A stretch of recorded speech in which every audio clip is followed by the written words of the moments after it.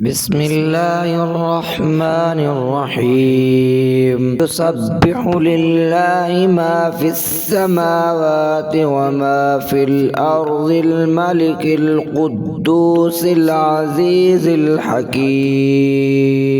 هو الذي بعث في الأميين رسولا منهم يتلو عليهم آياته ويزكيهم ويعلمهم الكتاب والحكمة وإن كانوا من قبل لفي ضلال مبين وآخرين منهم لما يلحقوا بهم وهو العزيز الحكيم ذلك فضل الله يؤتيه من يشاء والله ذو الفضل العظيم مثل الذين حملوا التوراة ثم لم يحملوها كمثل الحمار يحمل أسفارا بئس مثل القوم الذين كذبوا بآيات الله والله لا يهدي القوم الظالمين قل يا أيها الذين هادوا إن زعمتم أنكم أولياء لله من دون الناس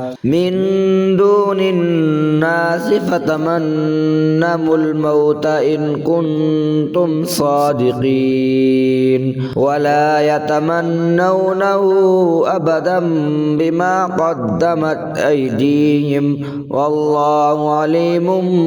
بالظالمين قل إن الموت الذي تفرون منه فإنه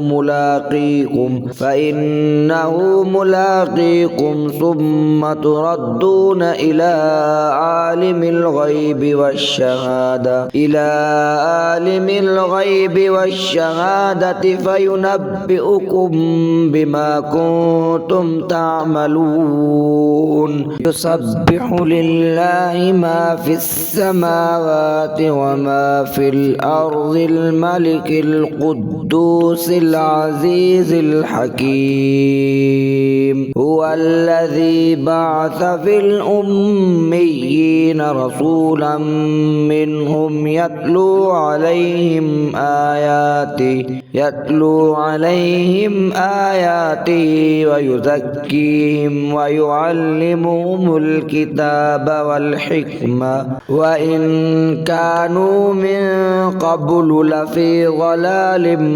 مبين وآخرين منهم لما يلحقوا بهم وهو العزيز الحكيم ذلك فضل الله يؤتيه من يشاء والله ذو الفضل العظيم مثل الذين حملوا التوراة ثم لم يحملوها كمثل الحمار يحمل أسفارا بئس مثل القوم الذين كذبوا بآيات الله والله لا يهدي القوم الظالمين قل يا أيها الذين هادوا إن زعمتم أنكم أولياء لله من دون الناس فتمنوا الموت إن كنتم صادقين ولا يتمنونه أبدا بما قدمت أيديهم والله عليم بالظالمين قل إن الموت الذي تفرون منه فإنه ملاقيكم ثم تردون إلى عالم الغيب والشهادة فينبئكم بما كنتم تعملون.